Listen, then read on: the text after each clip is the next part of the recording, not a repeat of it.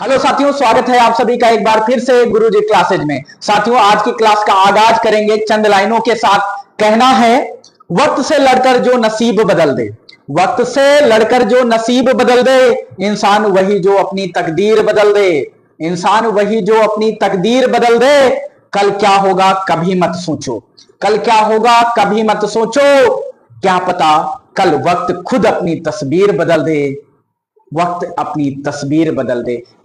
इन चंद लाइनों के साथ हम लोग आगाज करते हैं क्लास 10th की साइंस। और क्लास 10th की जो साइंस में है, सबसे पहले हम लोग पढ़ने वाले हैं मेरे भाई भौतिक विज्ञान। क्या पढ़ने वाले हैं? भौतिक विज्ञान। तो हेडिंग लगा लो, भौतिक विज्ञान मेरे भाई। क्या मेरे भैया? भौतिक विज्ञान। अब यहां पर भौतिक विज्ञान का अगर स्टार्ट हुआ है, आगाज हुआ है, तो आप सभी भाइयों को पता है। सबसे पहले हम लोग बात करेंगे क्लास 10th में जो आपका पहला चैप्टर फिजिक्स का है, यानी लाइट। क्या है मेरे भाई? लाइट। तो यहां पर आपका जो फर्स्ट लेसन या फर्स्ट चैप्टर है उसका नाम क्या है मेरे भाई? लाइट।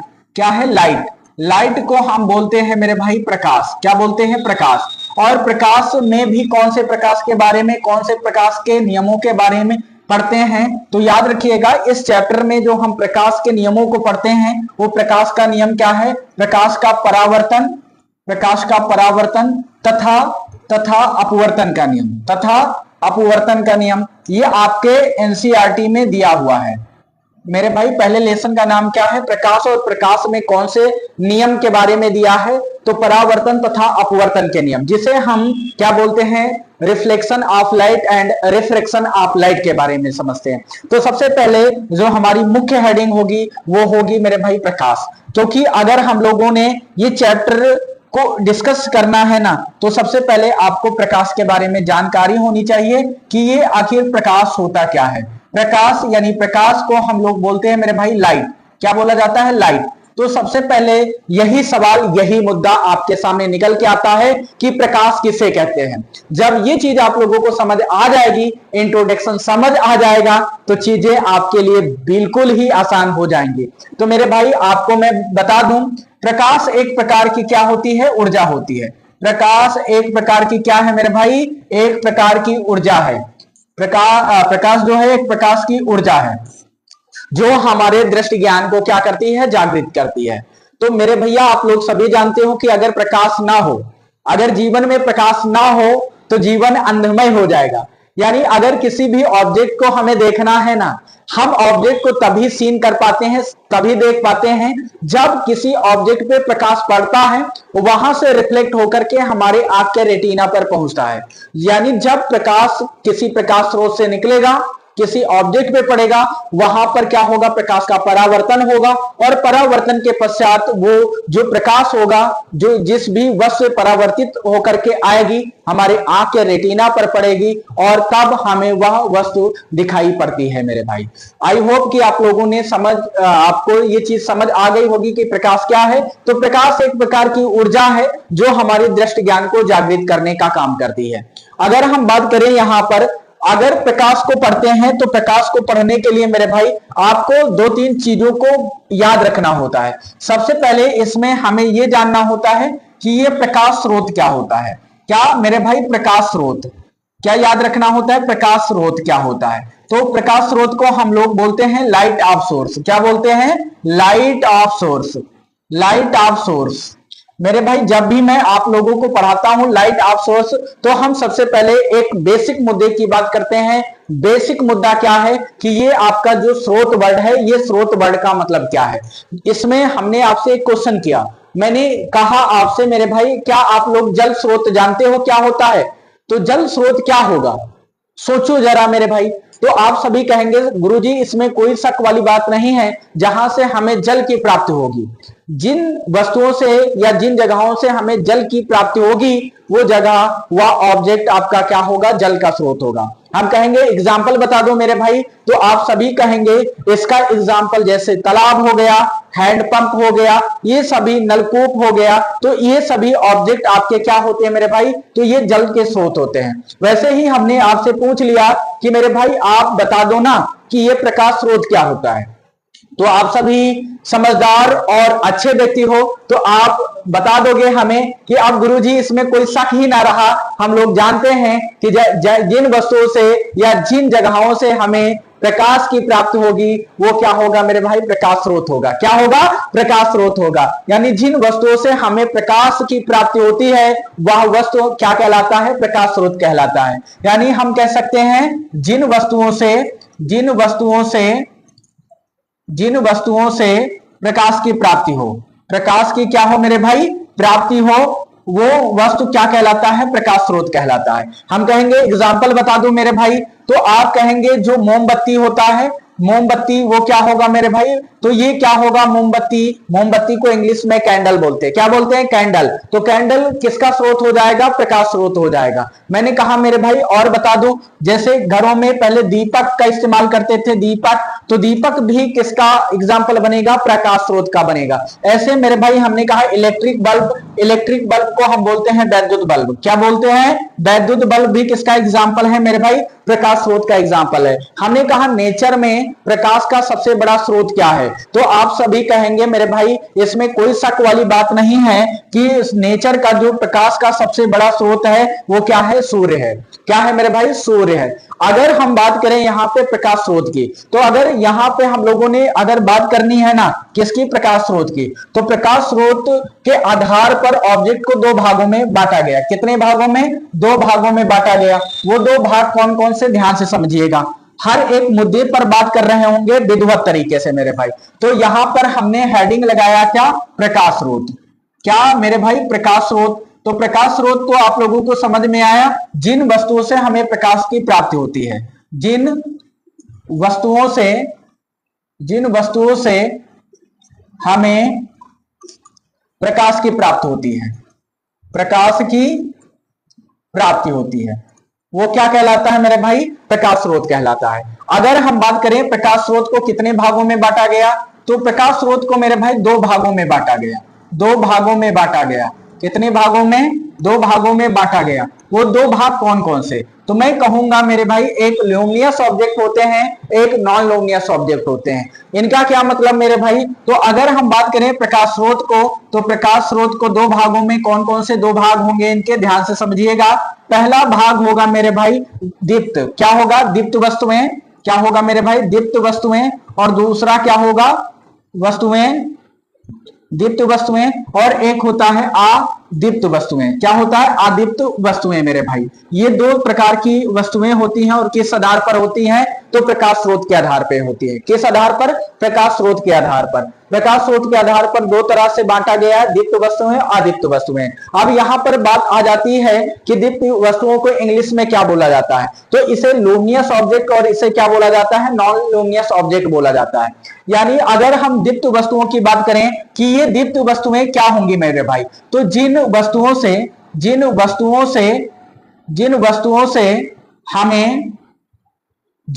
से हमें स्वतः प्रकाश मिलता हो, यानी स्वतः प्रकाश मिलता हो। याद रखना मेरे भाई, जिन वस्तुओं से हमें स्वतः प्रकाश मिलता हो वो क्या कहलाएगा, दीप्त वस्तुएं कहलाएगा। आई होप कि आप लोगों को चीजें समझ में आ गई होंगी। दीप्त वस्तुओं में कौन सी वस्तुएं आएंगी, जिनके पास खुद का प्रकाश होगा। ऐसे आप कह सकते हो जिनके पास खुद का प्रकाश होता है, जिनके पास खुद का प्रकाश होता है वो क्या कहलाते हैं, दीप्त वस्तुएं कहलाते हैं। हमने कहा एग्जाम्पल बता दो मेरे भाई, तो आप कहेंगे जैसे आपने अभी एग्जाम्पल दिया था मोमबत्ती का, तो मोमबत्ती तो मेरे भाई प्रकाश का स्रोत ही है। साथ ही साथ में ये किस तरह के ऑब्जेक्ट में रखा जाएगा, तो ये दीप्त वस्तुओं के श्रेणी में रखा जाता है। मैंने कहा दीपक बता दो मेरे भाई, जो मैंने कहा दीपक मतलब दिया होता है, जो हम गांव में इस्तेमाल करते थे जब लाइट वाइट का आविष्कार नहीं था, तो हम लोग दीपक, लालटेन जैसी चीजों का उपयोग कर रहे थे। तो ये सब एग्जाम्पल किसका बन जाएंगे, तो दीप्त वस्तुएं यानी ल्यूमिनस ऑब्जेक्ट का बन जाएंगे। ऐसे मेरे भाई इलेक्ट्रिक बल्ब, यानी इलेक्ट्रिक बल्ब की बात करें तो वैद्युत बल्ब भी किसका एग्जाम्पल बनेगा, तो वैद्युत बल्ब भी आपका एग्जाम्पल बनता है दीप्त वस्तुओं का। ऐसे ही मेरे भाई अदीप्त वस्तुओं के बारे में आपसे पूछा जाए, जब आपसे अदीप्त वस्तुओं के बारे में पूछा जाए तब आपको बता देना है इनके अंतर्गत ऐसे वस्तुएं आती हैं, ऐसी वस्तुएं इसके अंतर्गत आएंगी, ऐसी वस्तुएं इसके अंतर्गत आएंगी जिनके पास जिनके पास अपना खुद का प्रकाश नहीं होता है, अपना खुद का प्रकाश नहीं होता है, प्रकाश नहीं होता है। याद रखना मेरे भाई, ऐसे वस्तुएं इसके अंतर्गत आएंगी जिनके पास अपना खुद का प्रकाश नहीं होता है, अर्थात ये किसी अन्य दूसरे स्रोत कैसा मेरे भाई, प्रकाश स्रोत की सहायता से चमकदार दिखाई देते हैं। जैसे मैंने कहा, इसका एग्जाम्पल जो बनेगा वो चंद्रमा बनेगा। क्या बनेगा मेरे भाई? चंद्रमा। जैसे चंद्रमा के पास अपना खुद का मेरे भाई प्रकाश नहीं होता है, ये सूर्य के प्रकाश से चमकदार दिखाई पड़ता है। तो ये चीज आपको समझना होगा मेरे भाई। तो चंद्रमा एग्जाम्पल किसका बनता है? आदित्य वस्तुएं। जैसे हमने कहा इसके अंतर्गत और कौन से एग्जाम्पल आएंगे, तो मैंने कहा इसके अंतर्गत आप ऐसी वस्तुओं का नाम ले लो जो क्या है मेरे भाई, प्रकाशवान ना होती हो, प्रकाशित ना होती हो। तो मैंने कहा कौन कौन सी वस्तुएं आ जाएंगी। हमने कहा इसमें आप लोग नाम ले सकते हो, लकड़ी हो जाएगा, तावा हो जाएगा, बर्तन हो जाएगा, बटुई, सटुई, इसके अंतर्गत बहुत सारे एग्जाम्पल लिख सकते हो मेरे भाई। यानी इसका मतलब ऐसे वस्तुएं जिनके पास खुद का प्रकाश ना हो, लकड़ी होगा, चम्मच होगा, कोयला होगा। अब कोयला का जलाओगे तो अलग की बात है, लेकिन स्वतः आपका कोयला जलता नहीं है जब तक उसको आग ना दिया जाए मेरे भाई, ठीक है। तो ये सारे एग्जाम्पल किसका बन जाता है? तो आदित्य वस्तुओं के एग्जाम्पल बन जाते हैं। आई होप कि आप लोगों को ये चीज समझ आ गई होगी। समझ आ गई तो आप लोग इन वीडियोस को अपने साथियों के साथ शेयर कर सकते हैं। अब हम बात करते हैं साथियों प्रकाश के गुण के बारे में। प्रकाश के गुण के बारे में किसके बारे में मेरे भाई? प्रकाश के गुण के बारे में। तो अगली हेडिंग है प्रकाश का गुण। क्या है मेरे भाई? प्रकाश का गुण। तो ये प्रकाश का गुण क्या है? प्रकाश के गुण को इंग्लिश में कहते हैं प्रॉपर्टीज ऑफ लाइट। क्या बोलते हैं? Properties of light. क्या बोला जाता है? Properties of light. तो मेरे भाई यहां पर आपको क्या समझना है? तो प्रॉपर्टीज ऑफ लाइट की अगर हम बात करें तो पहली प्रॉपर्टी में आप लोगों को पढ़ना है। तो आप लोगों ने देखा होगा मेरे भाई टार्च का इस्तेमाल सभी भाइयों ने किया होगा और आप लोग टार्च के बारे में जानते भी होंगे। जैसे अपने पास टार्च है, जब हम टार्च को ऑन करते हैं तो उससे लाइट रेज निकलती हैं। तो आपने देखा होगा जो लाइट रेज निकलती हैं वो स्ट्रेट लाइन में ट्रेवल करने का काम करती है, यानी प्रकाश जो होता है वो सीधी रेखाओं में चलने का काम करता है। तो हम लिख सकते हैं पहली प्रॉपर्टी में प्रकाश क्या होता है? प्रकाश जो होता है मेरे भाई सीधी रेखाओं में गमन करता है। कैसी रेखाओं में? सीधी रेखाओं में गमन करता है। तो ये चीज आप लोगों को याद रखना है, प्रकाश सीधी रेखाओं में क्या करता है मेरे भाई? गमन करता है।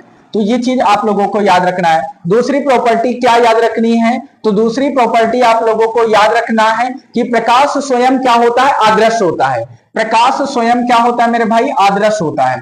प्रकाश स्वयं क्या होता है? अदृश्य होता है। क्या होता है मेरे भाई? अदृश्य होता है। अदृश्य लिखा जाता है, लेकिन हम मदर टंग की बात करें तो साथियों इसको जनरली बच्चे अदृश्य बोल दिया करते हैं, जबकि शुद्ध रूप में अदृश्य लिखा जाता है मेरे भाई। प्रकाश स्वयं अदृश्य होता है। इसकी सहायता से हम वस्तुओं को देख पाते हैं। इसकी सहायता से हम वस्तुओं को देख पाते हैं। वस्तुओं को क्या करते हैं मेरे भाई? देख पाते हैं। ये चीज याद रखना, वस्तुओं को देख पाते हैं। ठीक है। अब कुछ चीजें होंगी हम बोल देंगे और आप लोग इनको लिख लोगे, ठीक है। प्रकाश सीधी रेखाओं में गमन करता है। प्रकाश स्वयं क्या होता है? अदृश्य होता है। और इसकी सहायता से हम वस्तुओं को क्या कर पाते हैं? देख पाते हैं मेरे भाई। अगर यहां पे बात करें तो निर्वात में प्रकाश की चाल, ये बहुत इंपॉर्टेंट है मेरे भाई। निर्वात में प्रकाश की चाल कितनी होती है? तो निर्वात में प्रकाश की चाल जो होती है वो कितनी होती है? तो ये होता है मेरे भाई कितना? 3 × 10⁸ मीटर पर सेकेंड होता है। तो सबसे ज्यादा जो प्रकाश की चाल होती है वो कहां होती है? तो निर्वात में होती है। और निर्वात में कितनी होती है? तो मेरे भाई 3 × 10⁸ मीटर पर सेकेंड होती है। और ये निर्वात में प्रकाश की चाल किसने बताया था? तो ये बताया था, किसने बताया था? रोमर नामक फिजिशियन ने बताने का काम किया था। अगर बात करें रोमर कौन थे, तो इन्होंने ही बताया था निर्वात में प्रकाश की चाल सबसे ज्यादा होती है। और सबसे ज्यादा होती है तो कितनी होती है? तो 3 × 10⁸ मीटर पर सेकेंड होती है। अगर यहीं पर हम लोग बात करें साथियों, अगर बात करें तो इस इसको जो बताने का काम किया था उनका नाम रोमर था। और यहीं पर बात करें माध्यम बदलने पर, क्या मेरे भाई, माध्यम बदलने पर माध्यम बदलने पर प्रकाश की चाल भी बदल जाती है। प्रकाश की चाल क्या हो जाती है, बदल जाती है।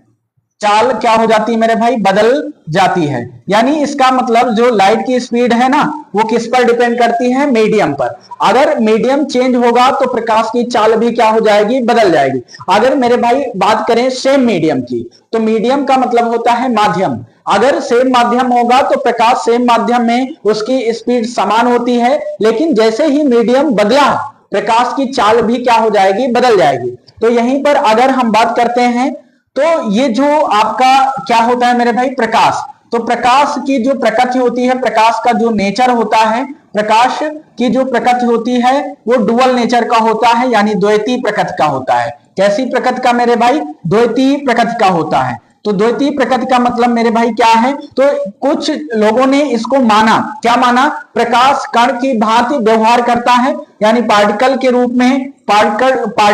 में वर्क करता है। प्रकाश की जो प्रकृति है वो कण के रूप में भी यूज होती है, और कण के साथ साथ मेरे भाई इसकी जो प्रकृति है वो तरंग प्रकृति है। तो याद रखना, यानी कुछ जगहों पर कुछ नियमों में हम जो प्रकाश की प्रकृति के बारे में पढ़ते हैं, कण प्रकृति के बारे में पढ़ते हैं, और कण प्रकृति की बात करें तो कण प्रकृति में अपवर्तन परावर्तन ये जो नियम निकल के आए हैं, ये साथियों हम कण प्रकृति में पढ़ने का काम करते हैं। अगर हम लोग बात करें तो आपका तरंग प्रकृति को कौन दिखाएगा, तो मेरे भाई आपका ये जो होता है ध्रुवण वाली क्रिया होती है, इंटरफेरेंस वाली जो क्रिया होती है, जो नियम होते हैं, वो तरंग प्रकृति को दिखाने का काम करते हैं। ये इंटर में जब आओगे तो आप लोगों को वहां पर कण की द्वैतीय प्रकृति के बारे में आप लोगों को बताया जाएगा। अगर हम बात करें प्रकाश कैसी तरंग, तो मेरे भाई प्रकाश जो होती है ना, प्रकाश जो होती है, प्रकाश अनुप्रस्थ तरंग होती है। कैसी तरंग होती है, प्रकाश अनुप्रस्थ तरंग होती है। ये आप लोगों के लिए इंपॉर्टेंट है। प्रकाश जो होती है वो किस प्रकार की तरंग होती है, तो आप सभी भाइयों को पता होना चाहिए प्रकाश क्या होती है, एक अनुप्रस्थ तरंग होती है। कैसी तरंग मेरे भाई, अनुप्रस्थ तरंग होती है। अच्छा, अब इस अनुप्रस्थ तरंग का मतलब क्या होगा, तो मैं आप सभी को बता दूं, जो भी अनुप्रस्थ तरंग के अंतर्गत आते हैं तो याद रखिएगा दो तरह के तरंगे आप पढ़ते हो। एक क्या मेरे भाई, अनुप्रस्थ तरंग। क्या, कौन सी तरंग मेरे भाई, अनुप्रस्थ तरंग। तो हम यहां पर डिटेल से आपको चीजों को बता देते हैं मेरे भाई। क्या अनुप्रस्थ तरंग, क्या बता देते हैं मेरे भाई, अनुप्रस्थ तरंग। देखो यहां पर एक अनुप्रस्थ तरंग होती है, थोड़ा सा ये भी जान लो, और एक होते ही अनुदैर्ध्य तरंग। क्या होती है मेरे भाई, अनुदैर्ध्य तरंग। तो दो तरह की तरंगे आप लोगों को समझना होगा। यहाँ पे कौन कौन सी तरंगे मेरे भाई, तो एक अनुप्रस्थ तरंग की बात करते हैं, एक अनुदैर्ध्य तरंग की बात करते हैं। अगर अनुप्रस्थ तरंगों की बात कर रहे हैं तो इन तरंगों को जो चलने का ढंग होता है वो कैसे चलते हैं मेरे भाई, श्रृंग और गर्त के रूप में चलते हैं। कैसे चलते हैं, श्रृंग और गर्त के रूप में चलते हैं। और अगर श्रृंग और गर्त के रूप में चलते हैं तो इन्हें चलने के लिए किसी भी माध्यम की आवश्यकता नहीं होती है, यानी ये विदाउट माध्यम के भी क्या होते हैं, ट्रेवल कर सकते हैं। लेकिन यहां पे बात करें अनुदैर्ध्य तरंगों की, तो अनुदैर्ध्य तरंगे जो चलती हैं ये संपीड़न तथा विरलन के रूप में चलती हैं। किस रूप में चलती हैं, संपीड़न तथा विरलन के रूप में चलती हैं। और मैं आपको बता दूं, ऐसी तरंगों को चलने के लिए किसकी जरूरत होती है, माध्यम की जरूरत होती है। यानी अगर अनुदैर्ध्य तरंगों की बात करें तो इनको चलने के लिए माध्यम की आवश्यकता होगी। अगर अनुप्रस्थ तरंगों की बात करें तो इनको चलने के लिए माध्यम की आवश्यकता नहीं होती है। आई होप कि आप लोगों को समझ में चीजें आ गई होंगी। अगर बात करें अनुदैर्ध्य तरंगों में कौन सी तरंग आ जाएगी, तो जैसे आपकी एक तरंग होती है ध्वनि तरंग। कौन सी तरंग मेरे भाई, ध्वनि तरंग। आपका कैसी तरंग हो जाती है, तो अनुदैर्ध्य तरंग हो जाती है। और अनुप्रस्थ तरंग में आपका क्या आ जाता है, प्रकाश तरंग। यानी जो प्रकाश है वो किस प्रकार की तरंग है, तो वो अनुप्रस्थ तरंग है। अनुदैर्ध्य जो है, अनुदैर्ध्य तरंग वो किसका एग्जाम्पल बनती है, तो ध्वनि का एग्जाम्पल बनती है। यानी इसका मतलब ध्वनि को चलने के लिए माध्यम की आवश्यकता होगी। अगर माध्यम नहीं होगा तो ध्वनि क्या है, एक जगह से दूसरी जगह पे ट्रेवल नहीं कर पाएगी। आई होप कि आप लोगों को चीजें समझ में आ गई होंगी। और यहीं पर एक खास बात और भी याद रख लें, तो अगर हम बात करें प्रकाश की चाल सबसे कम कहां होती है, प्रकाश की चाल सबसे कम सबसे कम कहां होती है मेरे भाई? डायमंड यानी हीरा में होती है। कहां पे? हीरा में, क्योंकि इसका रिफ्रैक्टिव इंडेक्स बहुत ज्यादा होता है। क्या होता है मेरे भाई? इसका रिफ्रैक्टिव इंडेक्स बहुत ज्यादा होने की वजह से हीरे में प्रकाश की चाल क्या होती है? बहुत ही कम होती है। तो साथियों, अगर आपको लेक्चर समझ में आ रहे हैं, अगर आप लोगों को लगता है कि इन लेक्चरों से आपका प्रॉफिट हो रहा है, तो आप इन वीडियोज को अपने दोस्तों, भाइयों, बहनों सभी के साथ शेयर करके साथियों क्या करिएगा? चैनल को सब्सक्राइब कर लीजिएगा और बेहतरीन कंटेंट के लिए, बेहतरीन नंबर लाने के लिए गुरुजी ऑनलाइन क्लासेस और ऑफलाइन क्लासेस से जुड़ना ना भूलिएगा। तो फिर मिलते हैं नेक्स्ट लेक्चर में, तब तक के लिए जय हिंद, जय भारत। हम बिल्कुल बेसिक टू एडवांस लेवल तक चीजों को समझेंगे, जानेंगे और आगे बढ़ेंगे। ठीक है भैया, तो बढ़ते हैं। तो हेडिंग लगा लीजिए मेरे भाई, दर्पण। क्या मेरे भैया? दर्पण। ओके, आपको दिख रहा होगा दर्पण। क्या आपको वीडियो क्वालिटी में ये जो लेटर हमने राइट किए हैं, क्या ये विजिबल हो पा रहे हैं या नहीं हो पा रहे हैं? जल्दी से आप कमेंट बॉक्स में छापिए, क्या आपको सारी चीजें परफेक्ट दिख पा रही हैं या नहीं दिख पा रही हैं? जी हाँ, बिल्कुल परफेक्ट हैं। और हमारे साथ में कुछ साथी भी जुड़ चुके हैं, जैसे कि अभी हम आपका वेट कर रहे हैं साथियों। आप कमेंट बॉक्स में जरा टाइप करें कि आपको सारी चीजें दिख रही हैं या नहीं दिख रही हैं। बिल्कुल दिख रही हैं। ओके, स्टार्ट करते हैं फिर लेक्चर को, देर ना करते हुए। तो साथियों, जैसा कि हमने बताया, दर्पण। दर्पण को इंग्लिश में बोलते हैं साथियों क्या? मिरर। क्या बोला जाता है? मिरर। ठीक है। अब यहाँ पर आपको पता होना चाहिए यार, थोड़ी सी तो प्रॉब्लम आएगी आज, क्योंकि बहुत दिन बाद डिजिटल बोर्ड पर साथियों राइड करने का मौका मिला। जी हाँ, है तो सारा सिस्टम अपने ही परिवार का, लेकिन लाइव अभी तक हम हो नहीं पा रहे थे, रिकॉर्डेड लेक्चर ले रहे थे। तो ये शुभ अवसर आया है जिसमें मैं लाइव आ पा रहा हूँ, लाइव पढ़ाने की कोशिश कर पा रहा हूँ।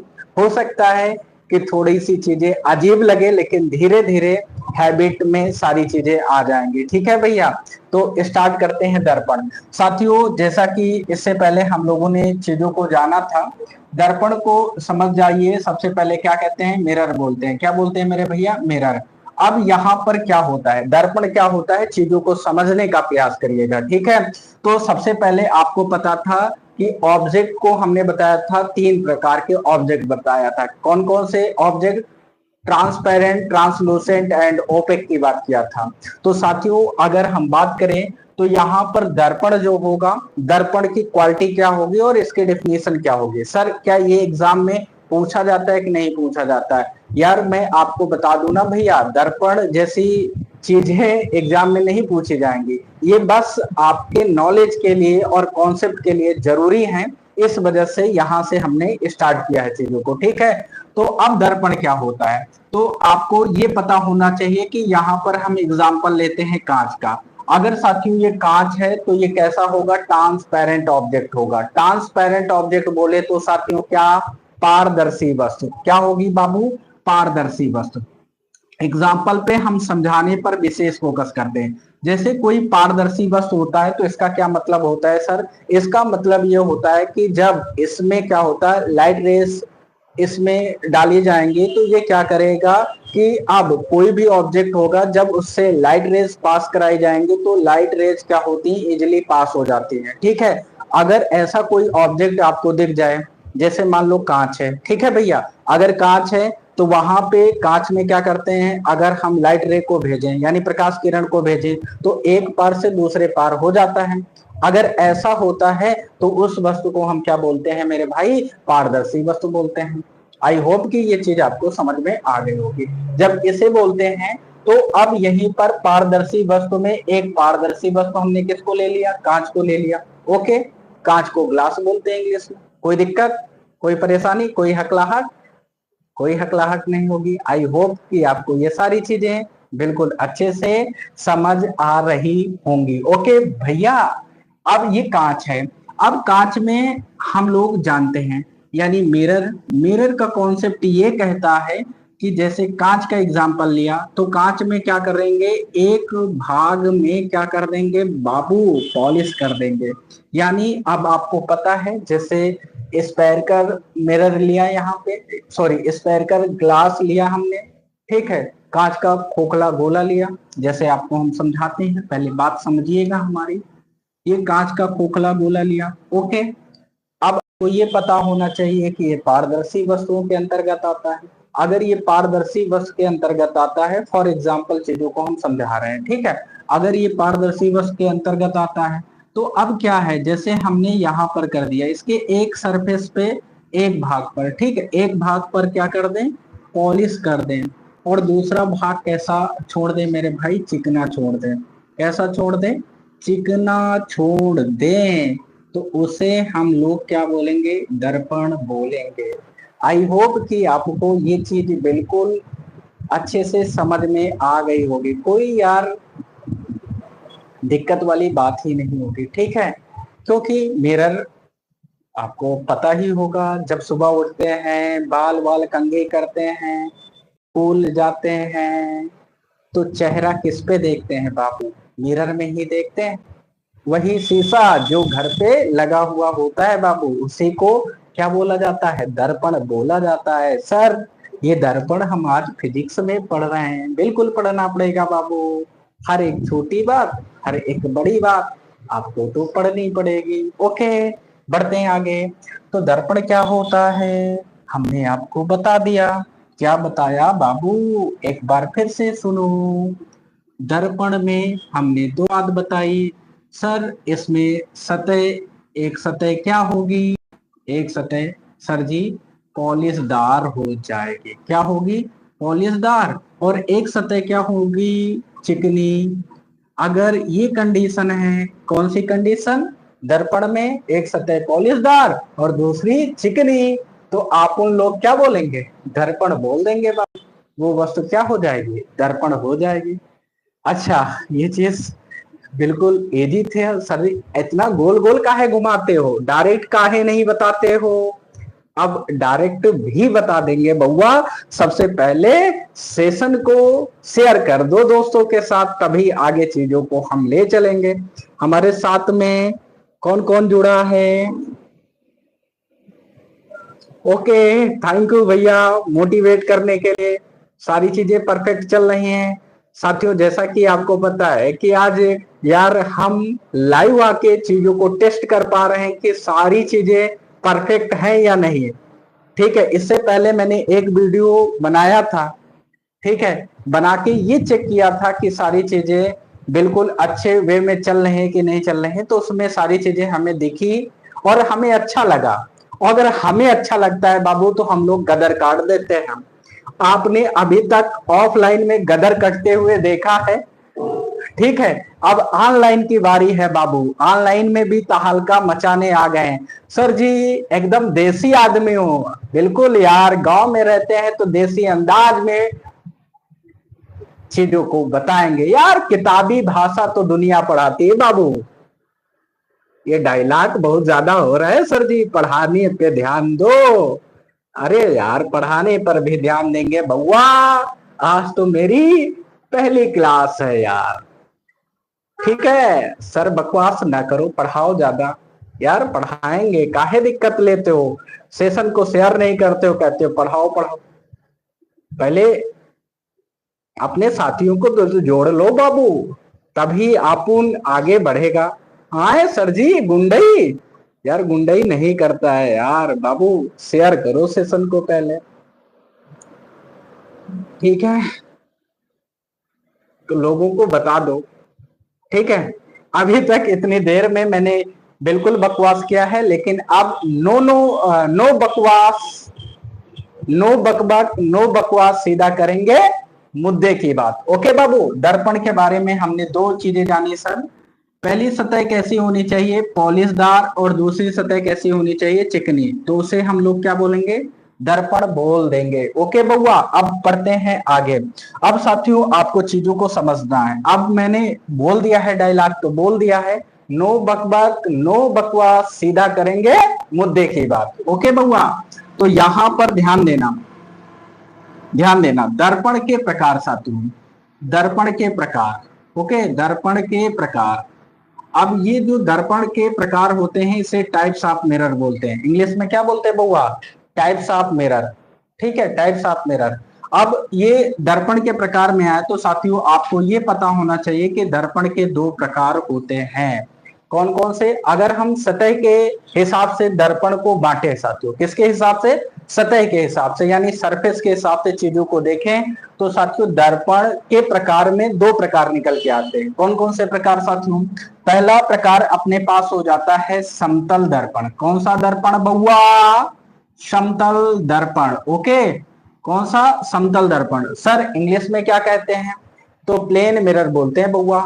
क्या बोलते हैं? प्लेन मिरर, जिसमें सुबह उठते हो ना स्कूल जाने के लिए, स्कूल जाने के लिए जब उठते हो तैयार यार होते हो पार्टी पारने के लिए, किसके सामने खड़े होते हो? जो शीशा होता है ना बउआ, क्या होता है? शीशा। वही शीशा को हम लोग क्या बोलते हैं? वही शीशा अपना क्या होता है? समतल दर्पण होता है। ओके बउआ, चीजों को समझ गए होंगे बाबू? चले आगे, बिल्कुल चलेंगे। समतल दर्पण को आप उन लोग बोलते हैं क्या? Plane mirror. ओके यार देखो, हिंदी और इंग्लिश दोनों राइट करने में समय ज्यादा लग जाएगा तो थोड़ी बहुत यार इंग्लिश तो बनती है ना बबुआ। अब आपको बता दें यार, यहाँ पे मौसम खराब है और लाइट की बड़ी समस्या है। इन्वर्टर लगा हुआ है लेकिन इन्वर्टर से चू चू की आवाज आ रही है बाबू बार बार। क्या करें? सेशन को क्या आगे कर पाएंगे? ये एक रहस्य होगा, यानी ये क्लास कब तक चल पाती है कब तक नहीं चल पाती ये देखने वाली बात होगी। ठीक है, लेकिन जब तक होगी धमाकेदार होगी। और मैं आज ये टेस्ट कर रहा हूँ लाइव पढ़ा के कि चीजें सारी चीजें परफेक्ट आ रही हैं या नहीं आ रही हैं, ऑडियो वीडियो की क्वालिटी कैसे आ रही है, और थोड़ा बहुत आपके समक्ष लेक्चर को भी रखने का प्रयास कर रहे हैं। ठीक है, लेकिन आने वाली जो हमारी वीडियोज होंगी लाइव उस पर केवल टॉपिक टू टॉपिक बात होगी और कुछ बीच बीच में मजेदार बातें भी करेंगे हम लोग। ठीक है, फिलहाल समतल दर्पण की बात करते हैं। दूसरा दर्पण अपने पास कौन सा दर्पण? गोलीय दर्पण हो जाता है बउआ। कौन सा दर्पण? गोलीय दर्पण हो जाता है, जिसे स्पेरिकल मिरर बोलते हैं। ओके, चीजें समझ आ गई होंगी। बढ़ जाएं आगे? बढ़ जाएं? इजाजत हो तो भैया बढ़ जाते हैं। ओके, अब बात आती है साथियों समतल दर्पण के कॉन्सेप्ट को पढ़ने की। अब ये समतल दर्पण क्या होता है, अब ध्यान से समझना। अब बात करते हैं समतल दर्पण के बारे में, थोड़ा विस्तार पूर्वक पढ़ेंगे समतल दर्पण को। ओके भैया, देखो थोड़ा सा डिजिटल बोर्ड में राइट करने में समस्याएं आ रही हैं। मैंने कहा आज हो सकता है बउआ थोड़ी बहुत चीजें लिखने में इधर उधर हो जाए, जैसे कुछ आपको व्हाइट कलर से दिख रहा होगा, कुछ अदर कलर से दिख रहा है, तो ये चीजें तो यार चलती रहती हैं, कोई दिक्कत वाली बात नहीं। ठीक है, इन्वर्टर में समस्या है तो सेशन को कितना आगे ले जाऊंगा ये तो देखने वाली बात होगी। ठीक है, परफेक्ट है सारी चीजें, दिक्कत तो नहीं है। तो समतल दर्पण की बात करते हैं तो साथियों यहाँ पर क्या होता है, जो पृष्ठ होता है ध्यान से सुनना, यहाँ पे पृष्ठ होगा, पृष्ठ को आप लोग क्या बोलेंगे? सरफेस बोलते हैं। सर क्या बोलते हैं? सरफेस। यहाँ पर सरफेस कैसा होगा साथियों? समतल। कैसा होगा? समतल, यानी प्लेन। यानी आपका पृष्ठ कैसा होगा मेरे भाई? सरफेस। ठीक है, पृष्ठ कैसा होगा? पृष्ठ आपका कैसा होगा साथियों? समतल पृष्ठ होगा। ठीक है, अब हमने क्या बताया था? दर्पण बताया था बाबू। अब दर्पण होने के लिए एक भाग को क्या होना पड़ेगा? पॉलिशदार। दूसरा भाग क्या होगा? चिकना होगा। क्योंकि दर्पण में हमने तो यही जाना था, दर्पण के प्रकार में चीजों को समतल दर्पण के बारे में पढ़ रहे हैं, लेकिन दर्पण में हमने दो बातें आपको नोटिस करने वाली पढ़ाई थी। वो नोटिस करने वाली कौन सी बातें थी सर? वो बातें थी कि दर्पण होने के लिए भैया एक सतह को पॉलिशदार और दूसरी सतह कैसी होनी चाहिए? चिकनी होनी चाहिए, तभी दर्पण बोलेंगे।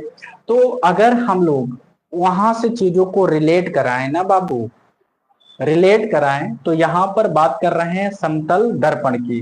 तो दर्पण आया, जैसे ही दर्पण वर्ड आया तो हमारे दिमाग में एक ख्याल आया। कौन सा ख्याल आया? कि सर दर्पण होने के लिए एक सतह चिकनी और एक सतह पॉलिशदार, ठीक है। और यहाँ पे वर्ड पहले क्या लगा है? समतल।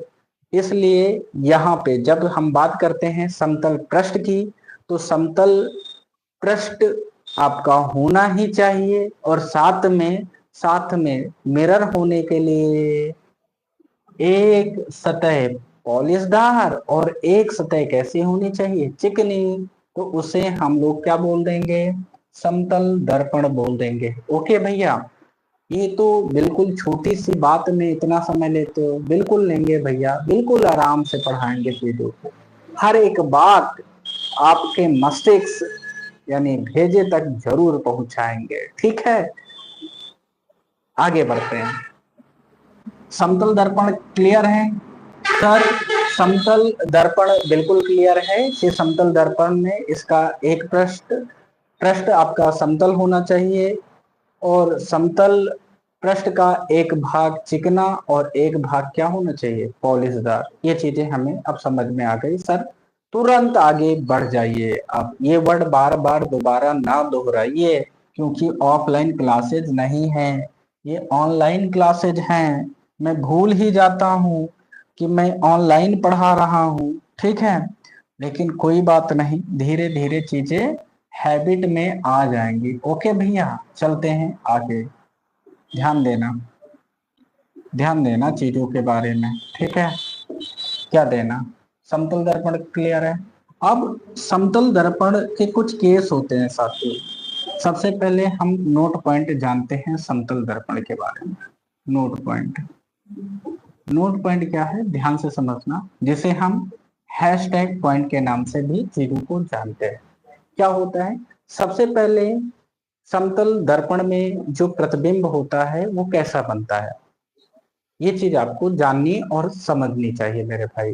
तो आपको हम बता देते हैं कि आपका जो समतल दर्पण होता है उसमें आपकी इमेज यानी प्रतिबिंब जो बनती है बउआ, जो आपका प्रतिबिंब होगा, ठीक है, वो कैसा होगा? वो आभासी होगा, आभासी होगा, ठीक है। आभासी होगा तो सर कैसा होता है? आभासी के साथ साथियों आपको कैसा मिलेगा? सीधा मिलेगा। कैसा मिलेगा? सीधा मिलेगा। और सीधा के साथ साथ मेरे भाई लेटरली अपोजिट मिलेगा। लेटरली अपोजिट बोले तो सर क्या होता है? लेटरली अपोजिट का क्या मतलब है सर? लिटरली अपोजिट का मतलब है, जैसे आप कोई अक्षर लिखते हो ना, तो आपको उल्टा दिखता है। जैसे आपको इसका अगर प्रैक्टिकल करके देखना है तो प्रैक्टिकल कैसे कर सकते हो? जैसे शीशा है, तो शीशा के सामने अगर बुक ले जाओगे यानी कोई लेटर लिखोगे उसके सामने ले जाओगे ना, तो वो कैसा दिखेगा? आपको उल्टा दिखेगा। या तो आप इसको समझे, जैसे आप समतल दर्पण के सामने खड़े हो जाएं बाबू, ठीक है। समतल दर्पण के सामने खड़े हो गए, और खड़े होने के बाद आप अपना ये वाला हाथ उठाएंगे ना बाबू, शीशा में जो बंदा यानी जो आप दिख रहे होंगे, आपकी जो इमेज दिख रही होगी वो ऐसे दिख रही होगी, ठीक है। बात समझे कि नहीं? जैसे हमने यहां से लेफ्ट हैंड अपना क्या है ऊपर उठाया, तो शीशे के अंदर जो प्राणी है ना वो कैसा है? ऐसे, ऐसा लगेगा। हमने जैसे इधर से लेफ्ट हाथ ऊपर किया ना, उसने कैसा राइट कर देगा। इसी को लिटरली अपोजिट बोलते हैं, ठीक है बाबू। आई होप कि चीजें आपको समझ में आ गई होगी, ठीक है। यार कैसे समझाएं, हम तो ऐसे ही समझाएंगे, बड़े आराम से बड़े प्यार से बढ़ेंगे बाबू। हर एक कॉन्सेप्ट आपका क्लियर करने की कोशिश करेंगे, ठीक है। तो प्रतिबिंब आभासी और सीधा बनता है, लिटरली अपोजिट होता है, ठीक है। और क्या होता है सर? आप ध्यान से समझना। दूसरा पॉइंट क्या है? सेम साइज का बनता है। सेम साइज का क्या मतलब हुआ? तो जब, ध्यान से समझना, जैसे ही समतल दर्पण के सामने हम खड़े होते हैं, यानी जितनी हमारी हाइट होती है ना, उतनी ही हाइट का इमेज हमें प्राप्त होता है। यानी इसका क्या मतलब हुआ, जैसे आपका सेम साइज का मतलब समझ जाओगे बापू, सेम साइज, सेम साइज का इमेज हमें मिलता है। इसका क्या मतलब हुआ, इसका मतलब ये हुआ साथियों, जैसे आपका समतल दर्पण है, समतल दर्पण का मतलब आईना, आईना का मतलब शीशा जो आप देखते हो मार्केट में, ठीक है, लगा हुआ है बढ़िया सा प्यारा सा आपके सामने, और जुल्फे उल्फे आप बढ़िया अच्छे से संवार रहे होते हैं, ठीक है, स्कूल जाने से पहले। जैसे ही जुल्फे संवार रहे होते, कभी कभी होता क्या है, जैसे ही हम समतल दर्पण के सामने आगे बढ़ते हैं और जाते हैं और उसमें अपना नाक रख देते हैं, अरे सर ऐसा कौन करता है, अरे मेरे भैया हम ये कहते हैं कि आप समतल दर्पण के सामने बढ़ना और जाना और आप अपना हेड उस पे टकराना, तो क्या होगा, आपका हेड और इमेज का हेड दोनों क्या है, सेम टक्कर देंगे, ठीक है। इसका मतलब उसकी हाइट में और आपकी हाइट में कोई चेंज नहीं आएगा। तो सर बात तो हमका एकदम क्लियर हो गई है, क्या क्लियर हो गई है कि अगर अपने पास समतल दर्पण है तो उसके अंदर जो प्रतिबिंब बनेगा अपनी ही हाइट के क्या बराबर बनता है। लेकिन दर्पण कैसा होना चाहिए, समतल दर्पण होना चाहिए। ओके, बात क्लियर, आगे बढ़े, बाय बाय टाटा करते हैं, आगे बढ़ जाएं। ओके, अगला कॉन्सेप्ट क्या, सेम साइज का मतलब ऑब्जेक्ट के हाइट के बराबर ही आपका इमेज बनेगा। ओके है, आगे बढ़ते हैं। अब क्या होता है ध्यान से समझना, वस्तु मान लो, वस्तु दर्पण से, वस्तु दर्पण से अगर मान लो कितने सेंटीमीटर, 10 सेंटीमीटर दूर है, दूर है, तो इसका प्रतिबिंब बनेगा।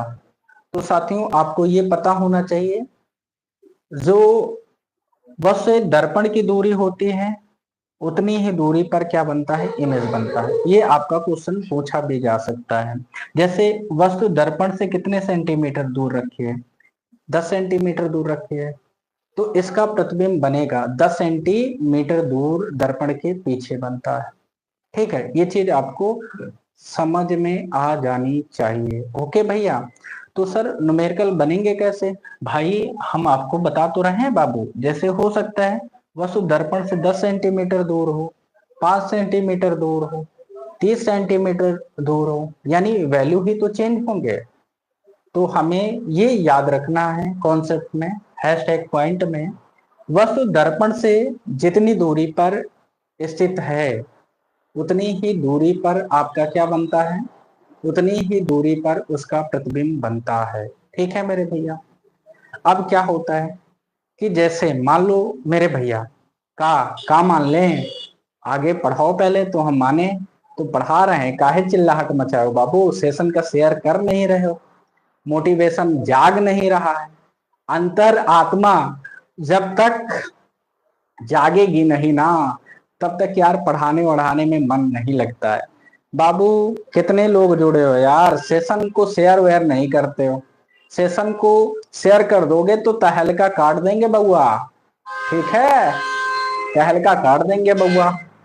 तो ये सारी चीजें आपको क्लियर हो गई होंगी। नोट पॉइंट हमने बताया ही साथियों, क्या बताया है, वस्तु दर्पण से जितनी दूरी पे होगा उसका प्रतिबिंब उतनी ही दूर बनता है, ठीक है।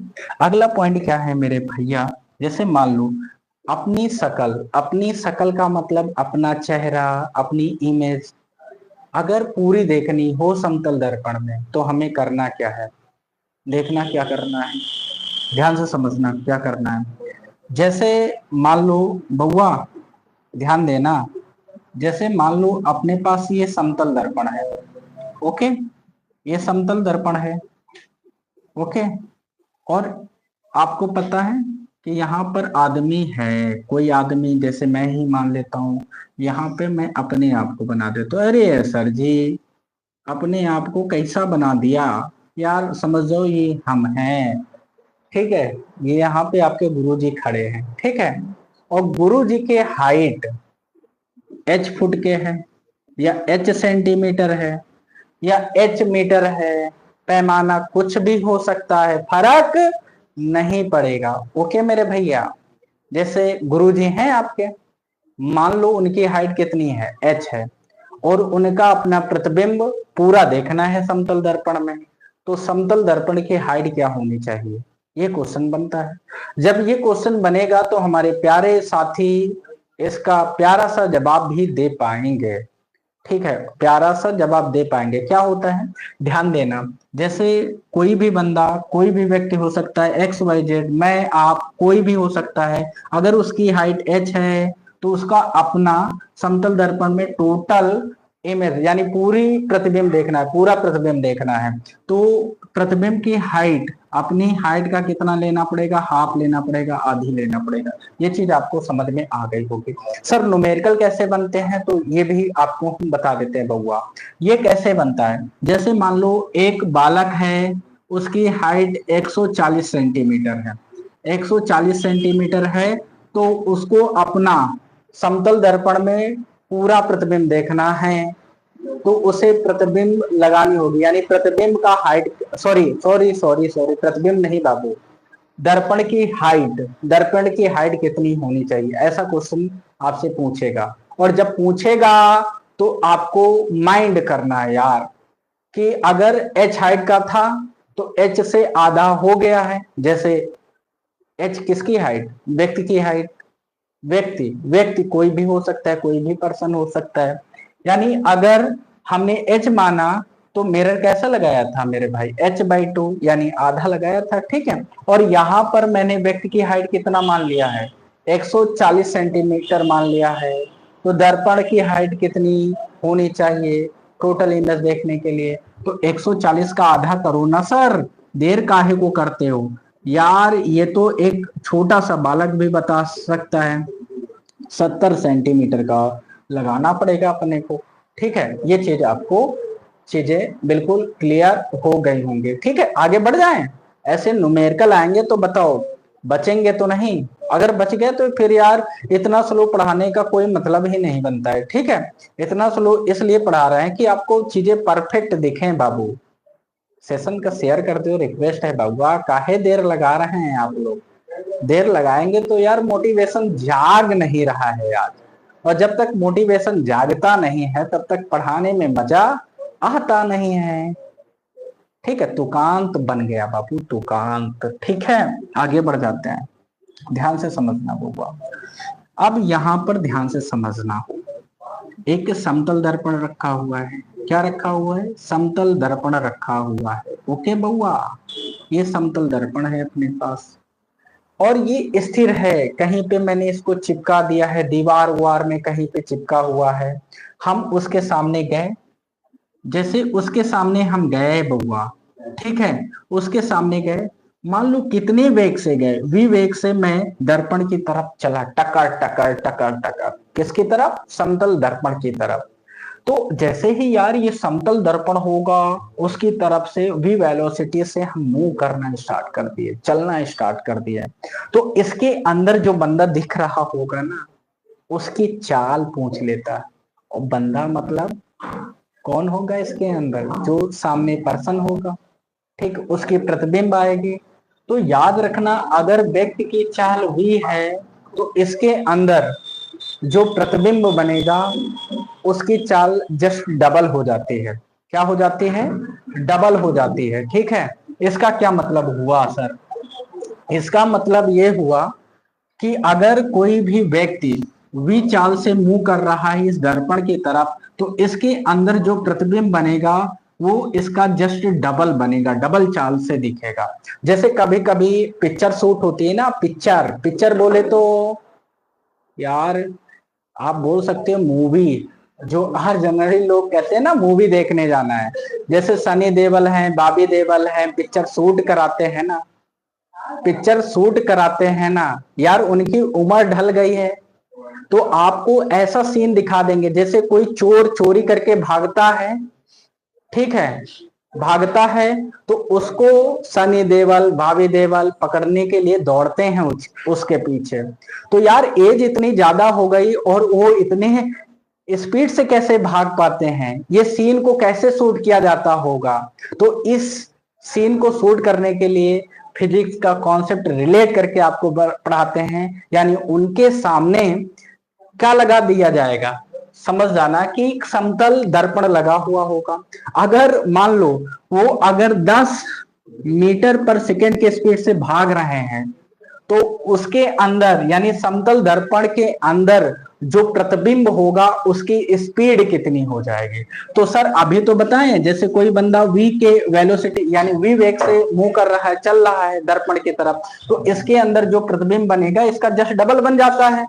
तो इसका मतलब जैसे सनी देओल बॉबी देओल हो गए, पिक्चर शूटिंग करने गए और 10 मीटर पर सेकेंड के वेग से चल रहे हैं, तो इसके अंदर प्रतिबिंब जस्ट डबल हो जाएगा। डबल का मतलब 10 का डबल कितना हो जाता है, 10 का दुगुना कितना हो जाएगा, 20 मीटर पर सेकेंड हो जाएगा।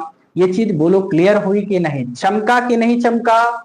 आई होप कि यह चीज आपके दिमाग में बिल्कुल सटीक सटीक बैठ चुकी होगी। अगर आप 440 वाट के नींद में भी सो रहे होंगे ना, जग जाएंगे बउआ, जगना तो पड़ेगा आपको, ठीक है। नहीं जगोगे तो देर हो जाएगा, कॉन्सेप्ट आपके समझ में नहीं आएगा। ओके, बढ़े आगे बढ़ जाते हैं।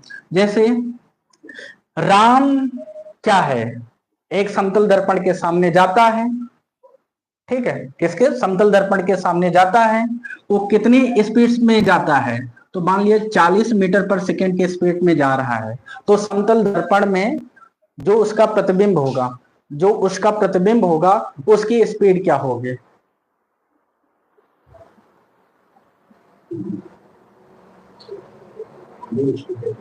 अच्छा, तो कुलदीप जी हमारे साथ में जुड़ चुके हैं, स्वागत है भैया आपका इस धमाकेदार क्लास में। तो साथियों को जोड़ लीजिए और बता दीजिए ऑफिशियल गुरुजी के क्लासेज, ऑनलाइन क्लासेज। यार मैंने कहा है, हो सकता है आज थोड़ी सी हकलाहट भी आ सकती है, ऑनलाइन क्लास फर्स्ट टाइम ले रहे हैं ना लाइव क्लास, हो सकता है थोड़ी सी हकलाहट तो आ ही सकती है, गर्मी भयंकर है, ठीक है। हकलाहट आ जाए कोई बात नहीं, लेकिन आपको बने रहना है, ठीक है, मोटिवेट मुझे करते रहना है, ठीक है। आगे बढ़ते हैं। हमने कहा राम है श्याम है, व्यक्ति का कोई भी नाम है, फर्क नहीं पड़ता है, फर्क नहीं पड़ता है। ओके, अब ये क्या है, 40 मीटर पर सेकेंड के वेग से चलना स्टार्ट करता है और इसके सामने दर्पण लगा हुआ है, समतल दर्पण। तो अगर समतल दर्पण लगा हुआ है तो इसके अंदर इमेज बनेगी, अगर इमेज बनेगी तो इमेज की स्पीड पूछ लेता है, प्रतिबिंब की स्पीड पूछ लेता है।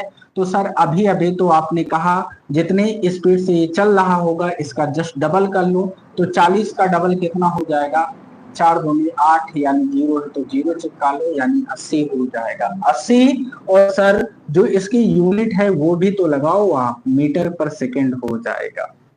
आई होप कि ये चीज आपको बिल्कुल विधिवत समझ में आ गई होगी, ठीक है।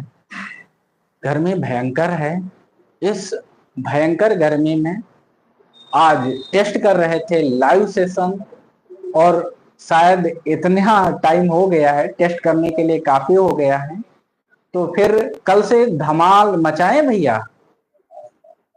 है ना। कल से हम लोग धमाल मचाते हैं, फिर लाइव सेशन में आप लोग जुड़िएगा और कमेंट बॉक्स में फिल कर दीजिएगा कितने समय से ये लाइव सेशन आपके समक्ष लाए जाएं।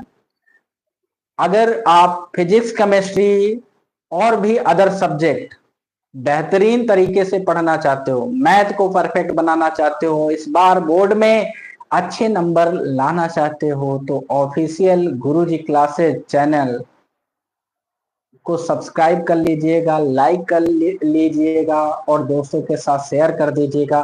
उन्हें बता दीजिएगा कि सर के वीडियो के नीचे जाना है और कमेंट बॉक्स में छापना है टाइम, कितने टाइम आप फ्री हो, जितने टाइम आप फ्री हो ये टाइम कमेंट बॉक्स में आप फिल कर दीजिएगा। इतने टाइम फ्री हैं तो उतने ही टाइम ये लाइव सेशन, और हमारी सारी टीम बिल्कुल उत्साहित है, आनंदित है इस लाइव सेशन को लेने के लिए। आप लोग जरूर बताइएगा कि ये सेशन आपको कैसे लग रहे हैं, ऑडियो वीडियो परफेक्ट हैं कि नहीं है।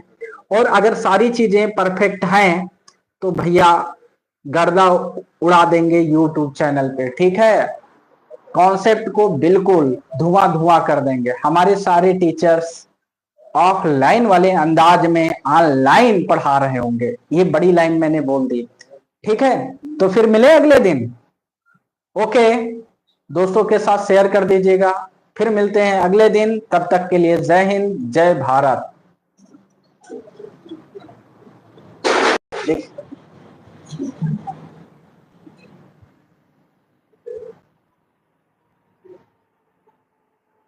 का ज्यादा तेज लग गया था।